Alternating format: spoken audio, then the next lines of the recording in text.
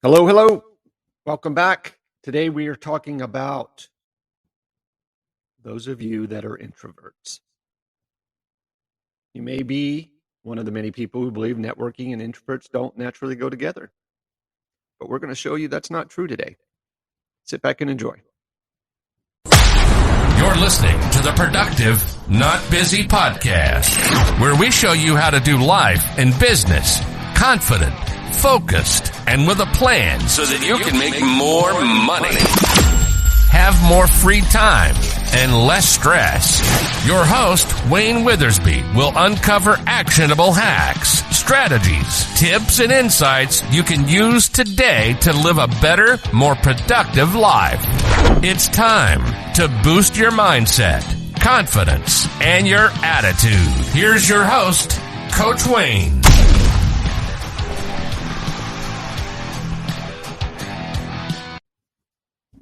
Even self-proclaimed introverts often misunderstand that it means that it's not that hard.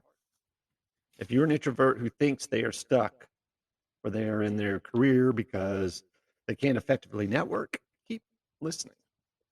We're going to dispel some of the myths around being an introvert and offer tips on how to be a networking pro no matter how you prefer to interact with others. How's that sound? There's a lot of myths that fly around being an introvert. Most people think of introverts as shy, awkward, people who cannot communicate with the world around them very well. People believe introverts hide in the corners at the party, right? And struggle to open their mouths and get words out, especially when there's a conversation erupting with others. Actually, that's not being an introvert at all. Introverts are simply people who need time and space to be alone to recharge their energy. Okay, let me give you an example. An introvert might choose to read instead of going to a party on the weekend. They might enjoy taking a walk or watching a movie alone instead of hanging out with people from work on their time off. While extroverts get jazzed up by being around people, introverts just need a little quiet time to recharge after a long day at work. Okay? You'll notice none of the above descriptions talks about how well introverts get along with other people, or how they hate being in groups, or how they make poor first impressions. Okay? That's because introverts are great at these things. They don't hate being around people. They can't handle being around people all the time. These people need space. So what does that mean when it comes to introverts who need to do networking for their job or for their business? Networking is all about meeting new people and conversing with them in meaningful ways, right? It means building mutually beneficial relationships, right? With these people, they have to be able to get to networking events and get through it and get over it. Can an introvert do all that? Well, absolutely. And they can do it like a pro as long as they work with their energy instead of against it.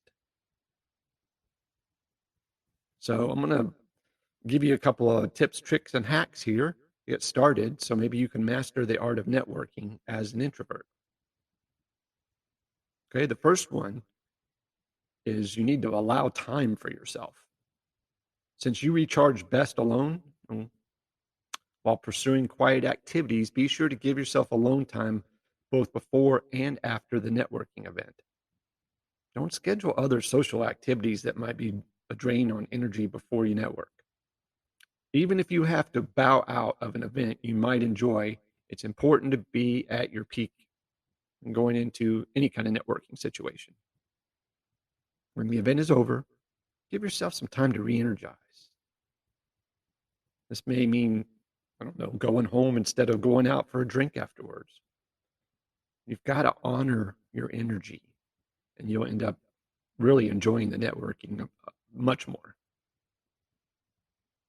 Next, you want to give yourself reasonable goals, even energized. An introvert might have difficulty canvassing an entire room of people, maybe. Being in a large group can be draining for sure and intimidating, especially for an introvert. Before you arrive at the event, set a goal you can easily keep. Plan to talk to only 10 people, especially since you're more likely to get into more in depth conversations with these people. See, one of the perks of being an introvert is you can do this. You can choose those that will be most beneficial to meet before you even get there. That way, you'll have a plan. Always have a plan. And you can focus on the people you want to meet from the start. Having a plan will help you relax into an experience and come off much more natural. Another cool thing to try as well is let someone else introduce you. That way, you're not having to make the first move. Meeting new people is intimidating to absolutely anybody, including myself sometimes. But introverts might need that extra nudge. Having someone introduce you to the people you need to meet can take a lot of pressure off. If you don't know anyone at the networking event, go to the event organizer and ask them to make the introduction on your behalf. They'll be glad to do it. Spend more time listening. There's a concept. Everyone loves to be listened to, right? Introverts usually are quieter by nature, of course. Make for especially good listeners, which is really cool. Learn how to become an engaged listener. Keep your attention completely on the person you're talking to. Ask pertinent questions. Offer your opinions only when asked or when the other person is finished talking. Why is this important? Okay, great question. When someone feels listened to, they immediately have a better opinion of the one doing the listening. This makes you memorable in a good way. At the same time, this kind of conversation allows for more in depth, right? More depth in the relationship, building a stronger relationship right from the start. I think the next important thing would be know how to begin, right? Starting a conversation can be tricky. Keep from resorting to the basic mundane conversations about the weather or sports or the event itself. Have some maybe bullet point conversation starters that you are ready to go to that you're comfortable with. I'm going to give you a little secret, a little pro tip. Do a little research on the other attendees that you want to meet and design a conversation toward their interests. Try asking about like pet projects or something you know that they're working on. Most people love talking about themselves, right? For the right question, you'll very, very easily get the conversation going. Here's another thing that I had just had a conversation the other day with somebody on. They feel like they've got to be perfect. And I promise you, nobody in that room is perfect. Don't expect perfection. No one is great at networking the first time they do it. Even the people like me, I do it for a living, will find themselves in over their head from time to time. Doesn't mean you shouldn't do it. Awkward encounters are to be expected for sure. Should things go badly, chalk it up to learning experience and move on. No big deal. No one died. They didn't eat you. They didn't put you in jail. If things go especially bad, then give yourself a break. Go get a drink. Go use the bathroom. Get a breath of fresh air. Then go back in and go to the next person. If you find yourself wanting to bolt for the house, then make a deal with yourself right then and there. Set a time limit. Give it another 15, 20 minutes before you freaking run home. Who knows? You might find yourself wanting to stay after all, especially that next conversation might be a winner. Next, here's a big, big pet peeve of mine. Lose the freaking cell phone. There's nothing worse than trying to talk to someone who's staring at their screen and flipping and swiping. This might be especially hard for introverts who are typically more comfortable with screen interactions than they are with people to people interactions. So make a point to keep the cell phone pocketed, leave it in the car, turn it off and put it in your pocket during those events. Set up some ground rules before the function. It's easy to default to your phone or to your technology. These rules might include checking your phone only once every half hour or moving it to a quiet area before checking in. But one sure way to make a bad impression is looking like you've got other things on your mind or something more important than being there. Next, here's something that a lot of people don't think about. You got to ignore or just bypass the mental mind games, right?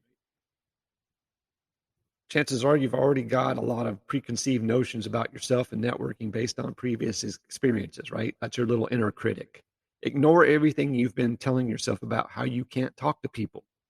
Any inner voice trying to remind you your so-called limitations needs to be fired. Fire him right now or her right now. Tell yourself firmly that none of those messages are true, even if some of them are. For example, you might have had a bad experience in the past, okay? Remind yourself that then this is now. Just because something happened before doesn't mean it will happen again. Another one is pay attention to your physical health. What does that mean? Well, it's hard enough to manage networking as an introvert. You certainly don't need to make things harder by struggling to maintain your energy levels before you even step through the front door. Make a point to eat beforehand so you're not hungry. Make sure you drink something so you're hydrated. Make sure you're well rested so you don't look sleepy and aren't walking around yawning when you get there. Dragging is tired or sick is a recipe for disaster, if you ask me.